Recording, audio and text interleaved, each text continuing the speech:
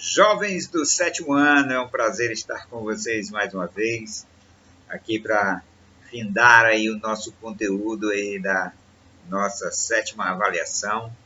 Então, vamos aí para a nossa intro e logo mais retornaremos aí com o nosso conteúdo.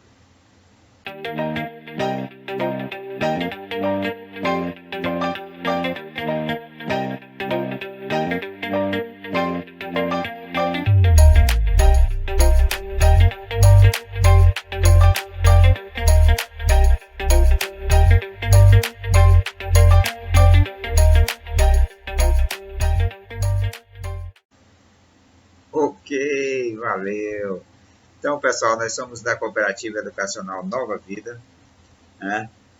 Esse que vos fala é o professor Roberto Ventura e hoje nós vamos falar, né, de medidas de energia e de temperatura. Então, vamos lá, pessoal. Olha só, primeira coisa que você tem que entender é o que é uma grandeza, né? Existem grandezas mensuráveis e grandezas incomensuráveis ou não mensuráveis. O que é uma grandeza mensurável? Então, coisas ou fenômenos que podem ser medidos, tudo aquilo que você consegue medir é uma grandeza mensurável.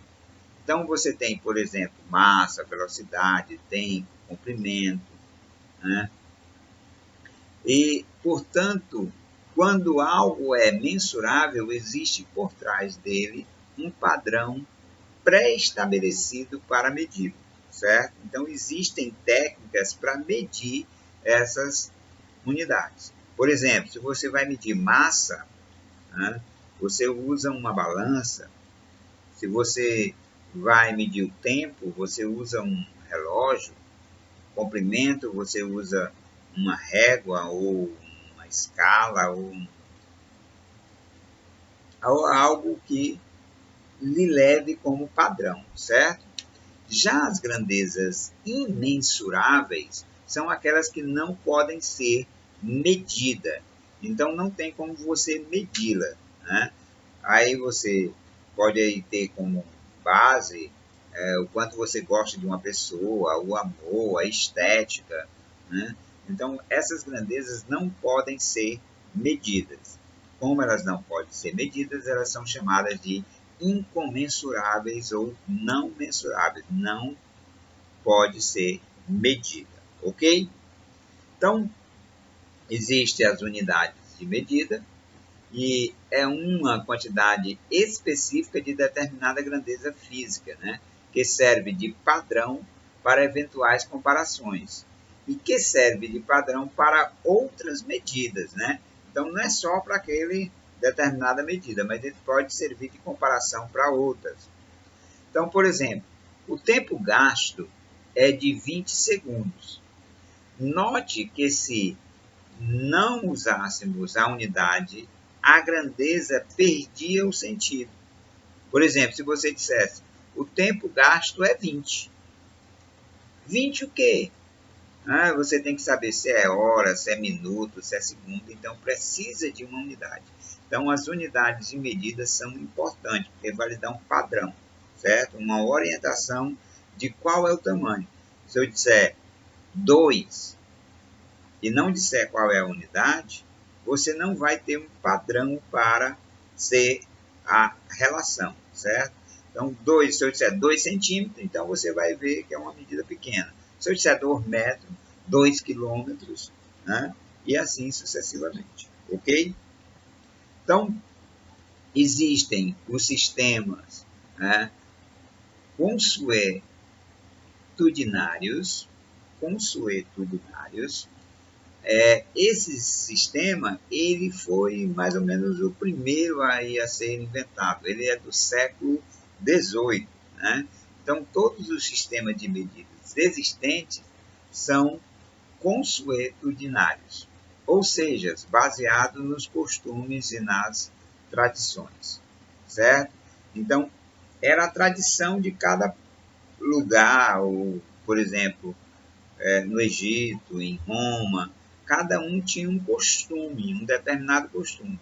Então, essas medidas, elas vão ter como orientação, por exemplo, a parte do corpo. Então, existia aí a jarda, né? O palmo, o passo, a polegada. Então, algumas dessas medidas até hoje são utilizadas, viu? Por exemplo, você tem a polegada da tela do seu celular, né? Tem deles que são 5, outros são 6, outros são 4. Então, essa do notebook, da televisão, por exemplo, o pé. O pé é utilizado até hoje na aviação. O avião está a tantos pés de altura, certo? Então, a jarda, por exemplo, é utilizada no futebol americano. O time avançou 40 jardas. Né? Então, isso são medidas, né, consuetudinárias, dependendo do costume. Só que essas medidas, pessoal, elas precisam de um padrão.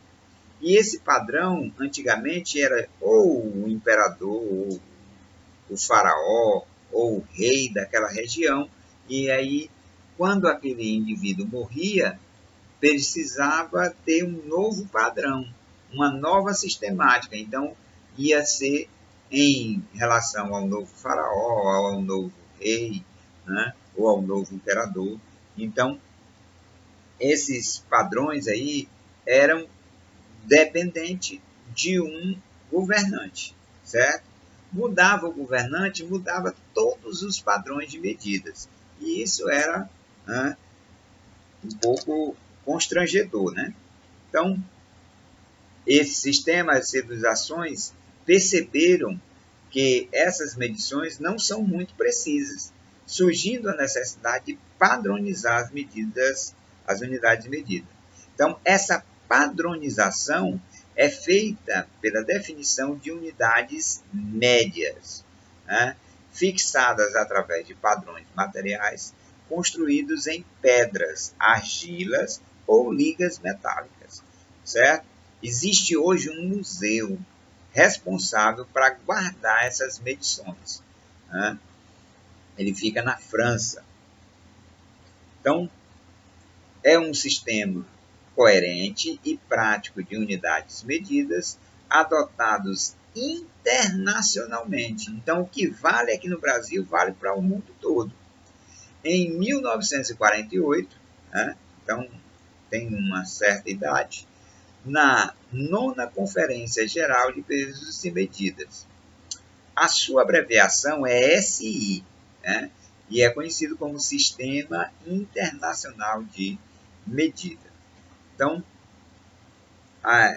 eles têm, no sistema internacional, né, as unidades de medidas são agrupadas em 3 classes, que são as básicas, as derivadas e as suplementares.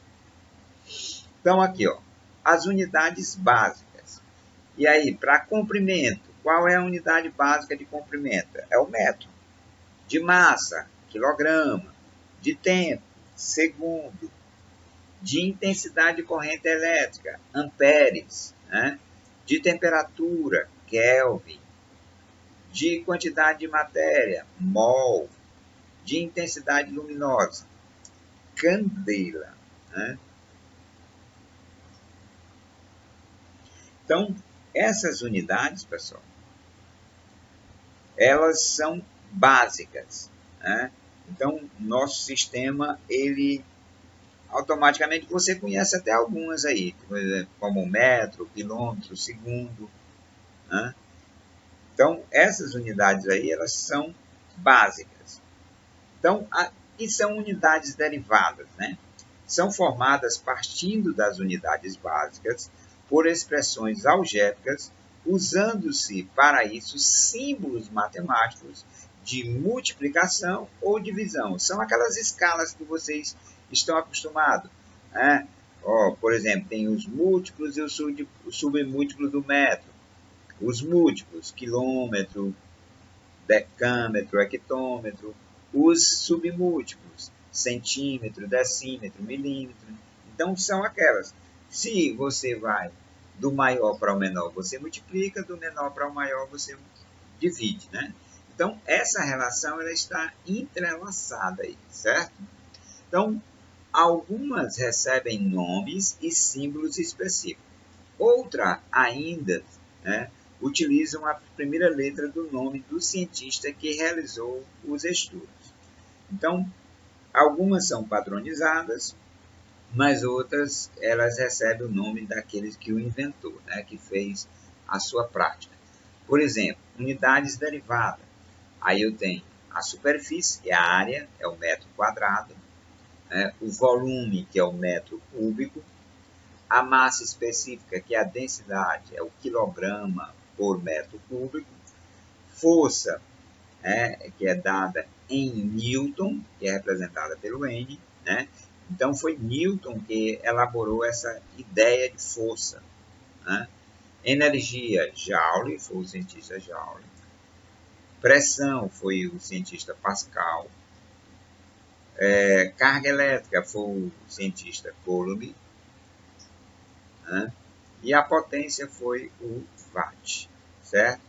Então, esses indivíduos aí, eles, por terem inventado, recebem a primeira letra aí do seu nome. Algumas aí, como tem repetição, ela aumenta mais uma vogal, certo? Então, e as unidades suplementares, né? Então, essa categoria comporta só duas unidades puramente geométricas, que é o ângulo plano, que é o radiando, né? Nós estamos acostumados a trabalhar com grau, mas existem outras unidades de grau, né? Que é o radiando e o esterradiano, né? Então, esterradiano. Esses são os ângulos sólidos, certo? Então, essa ideia aí de padronizar a medida. E aí, pessoal, nós vamos brincar, né, o que mais foca aí no estudo de vocês, é essa relação entre escalas termométricas. Nós temos 3 escalas termométricas.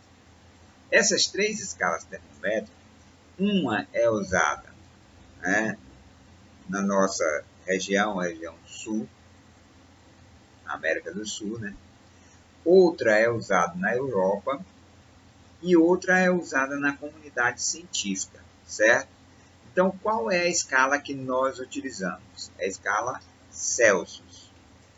Na Europa eles usam a escala Fahrenheit. E na comunidade científica eles usam a escala Kelvin, certo? Como foi que eles se basearam para fazer essa relação?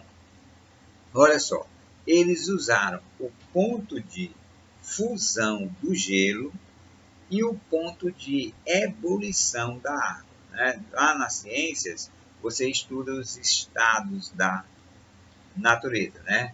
O indivíduo pode ser sólido, líquido ou gasoso, né? Então, essa ebulição é quando ele está passando do líquido para o gasoso. Fusão, quando ele está passando do sólido para o líquido, certo? Então, ó, você tem que ter um padrão. Como é o padrão aqui? Na escala Celsius, o ponto de fusão é 0 graus Celsius. Na escala Fahrenheit, na Europa, o ponto de fusão é 32 graus Celsius. E na comunidade científica, o ponto de fusão é 273 graus Kelvin, certo? Já o ponto de ebulição da água, né, é 100 graus Celsius.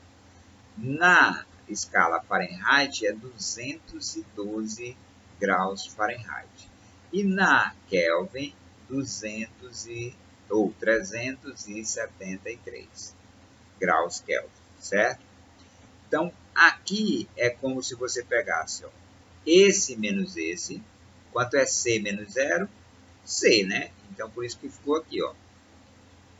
F menos 32 ficou F menos 32. E Kelvin menos 273, ficou aqui. Por que apareceu esse 5, esse 9 e esse 5? Você fez assim, foi feito assim, 100 menos 0 é 100. Então, o denominador aqui seria 100. 212 menos 32, né? Você subtrai aí, dá 0, né? 11 menos 3 dá 8 e sobra 1. Então, aqui seria 180, certo? E aqui, 373 menos 273. Então, subtraindo aí, vai ficar 100. Então, aqui ficaria 100, 180 e 100, certo? Por isso que esses dois aqui têm o mesmo número, 5 e 5, certo? Então, essa variação, pessoal, se você multiplicar todo mundo aqui por 20, né, vai cortar um zero, e aí aqui ficaria 10 dividido por 2, né? Cortaria um zero do 20, ficaria só 2. 10 dividido por 2 dá 5. Aqui, cortando um zero, era 180, ficou 18. Dividido por 2, 9. Por isso que apareceu 9 aqui. E aqui era 100. Corta o zero, ficaria 10 dividido por 2, que daria 5. Então, pessoal, essa relação aqui, é que você tem que aprender. Se você quiser transformar de Celsius para Fahrenheit, você vai usar essas duas igualdades. Se você quiser transformar de Celsius para Kelvin, você vai usar a primeira e a última. Veja que elas são iguais. Se você quiser transformar de Fahrenheit para Kelvin, você vai usar essas duas aqui, certo? Então, na hora da atividade, você vai aplicar aí essa relação. Então, nosso conteúdo era basicamente esse daqui, certo? Então, escalas termométricas é o que a gente vai pegar aí mesmo na hora da avaliação. Mas, muito fácil, muito simples, vocês vão ver na hora da revisãozinha aí. Então, agora nós vamos para a nossa revisão. Espero aí que vocês tenham entendido aí o conteúdo. Muito fácil, muito simples. Só relembrando aí aquelas escalas, as unidades de medidas e escalas termométricas, que é novidade para vocês, certo? Então, a variação da temperatura na escala Celsius sobre 5, variação da temperatura na escala Fahrenheit sobre 9, variação da escala Kelvin sobre 5, e tudo isso aqui, pessoal, acontece em uma pressão de 1 atm, uma atmosfera, né? Então, para quem não sabe, né, todos nós estamos numa superfície e existe uma coluna empurrando a gente para baixo, né? Uma coluna de ar. Então, é chamada de pressão atmosférica. Então, quanto mais alto você fica, menor é a pressão atmosférica. Quanto mais baixo você está, maior é a pressão atmosférica. É por isso que algumas pessoas têm dificuldade em respirar em cima. Ok? Valeu, pessoal. Então, vamos aí, tentem resolver aí a nossa revisão. Valeu? Forte abraço e até segunda-feira.